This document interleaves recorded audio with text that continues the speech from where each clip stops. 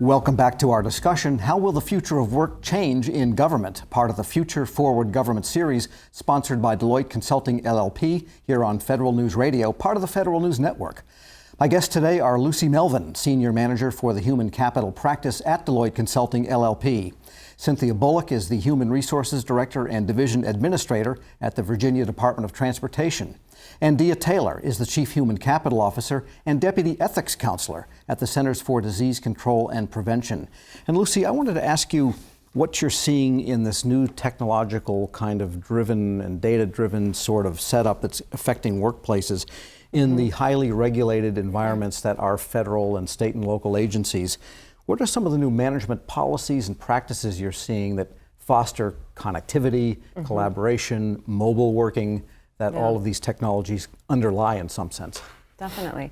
We're seeing a lot of promising opportunities, and those changes are, we focus so much on how technology is changing the work itself that's being done, how it's augmenting the work, but it's also changing the way employees connect, the way teams communicate, the way organizations are able to support their employees with technology and tools to do their work effectively. And so that's changing, what we think of as the workplace, right? It's not just about the physical location, and it never has been, especially when we think about the mission of these organizations. The work that's being done out in the field is critical to the mission. So it's all about how can we use technology tools to allow information to be shared more quickly? How do we make sure that systems that employees are using are able to be accessed remotely, on mobile devices or when they're out in the field? What are communication tools that can improve, real time, whether that's, by chat or by video interaction, can improve real-time communication between employees and the organization. And those are the types of changes that we see that are really helping improve the delivery of the mission and allow employees to be more engaged in their work and focus on the creative and human elements of their work. And that also gets back to that augmentation idea. If people are equipped with information and everybody's up to date, then the horrible conference call or the dreaded meeting can be way more productive. Because you could spend just a few minutes talking about real stuff because everyone already has all of the exchanges that would have taken up so much time. That's right. That's right. All right. Dia, do you find that's the case? These things are changing from your standpoint as overlooking everybody in a sense at CDC? Sure, I absolutely do see that in many instances. And one of the examples I would share is that in terms of technology and how we're advancing technology, our folks are really looking at how do we put mobile applications first as a first approach to development for our employees to ensure that if they're out in the field doing disease surveillance work, maybe out in West Africa on an Ebola response, they're easily able to kind of quickly gather information from their surveillance and give that information back to individuals back in Atlanta to kind of crunch that data and get some surveillance statistics out that can help us track down disease much faster. So we're looking at that as an option to put mobile technology out there first for our workforce, and that is our kind of stance that we're using moving forward. Yeah, and the implication there then is that there has to be managerial collaboration with IT, with the program people, and with the different channels of the particular health topics and disease topics that that characterize CDC. Absolutely. All right, and Cindy at VDOT.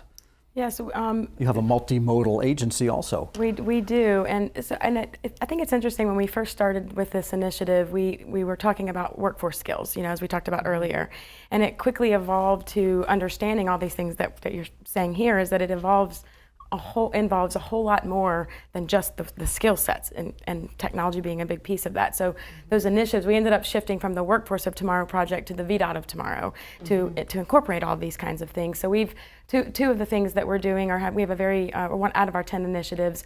One of them is an coordinated approach to innovation, and one of them is a agency-wide technology strategy, because we had a lot of different strategies. We needed a coordinated approach to that as well. So that's going to help us to be able to do that and leverage all those things that are changing. I'm wondering if some kind of rationalization of multi-agency or multi-department infrastructure can enable some of this so that people don't have to worry about their own IT infrastructure but can get the value out of these types of applications? Lucy? Definitely. I think that's, again, when we look at some of the macro trends across, especially the federal government, and look at the president's management agenda, there are moves to how can agencies work more efficiently? How can we look at models such as shared services to make the delivery of those mission enabling functions in the back office more effective, so that we can focus more on the mission work. And I think all of that is in the vein of, the future of work is making sure that the tools and the technology that employees need to do their work are available to them and accessible to them, and that we're doing that in the most efficient way so that, we as taxpayers are seeing the benefit of the mission, but in the most effective way possible. And Dia, you hinted at this earlier, but is the workplace physically changing as a result of all of these changes? I mean, in the 50s, you had a 9x12 office with an 8x10 rug, with a 3x4 desk, and a 2x4 chair, and that was it. Absolutely. What does it look like now down in Atlanta? It looks a lot like what I've seen in your studio, actually, in some instances, or at least out on the floor, where we have more open working environments. So you're seeing more cubicles, fewer harder wall offices, more open collaboration space, allowing and inviting employees to come out and talk more, solve problems in a more team-based approach. So the workspace is changing and adapting appropriately to, again, facilitate that different type of work and the way we work. Sure, because the technology itself requires different furniture almost than it did, because we've got big screens and multiple screens and so forth in many environments. Right. And so and you have to have a way of getting all this data and looking at it and seeing what it's doing. Cindy? Yeah, same thing. We're looking at exactly the same thing. Recognizing that to recruit and retain the right talent, they're looking for those kinds of things as well. So it's not just about being productive as we can but also about getting the right people there and wanting them to stay. So we're looking at different work styles, different work locations, and comparing that, and what is the best work place for those particular the individual jobs. Sure. Okay, so Lucy, then summarize for us, what should managers at public sector agencies do now? What should they do in the next year to enable themselves to bring in these technologies and these new work styles and these new workforce initiatives in a way that is positive and will get some acceptance all the way down the line? Yeah. So I think one is getting informed. So finding out about the things that are happening and understanding how technology is providing new opportunities for the workforce. And then identifying those ways that they can apply it in their own organizations and in their teams, whether that is thinking about what's a new communication tool that everyone can be using to share information more effectively real time, or looking at what are the policies and practices or norms in the organization that will help them attract and retain the right workforce going forward. All right, so some work to do. Thank you all very much. Fascinating discussion. My guests today have been Lucy Melvin, Senior Manager for the Human Capital Practice at Deloitte Consulting, LLP. Cynthia Bullock is Human Resources Director and Division Administrator at the Virginia Department of Transportation. And Dia Taylor is Chief Human Capital Officer and Deputy Ethics Counselor at the Centers for Disease Control and Prevention. I'm your moderator, Tom Temin, and you're listening to Federal News Radio, part of the Federal News Network.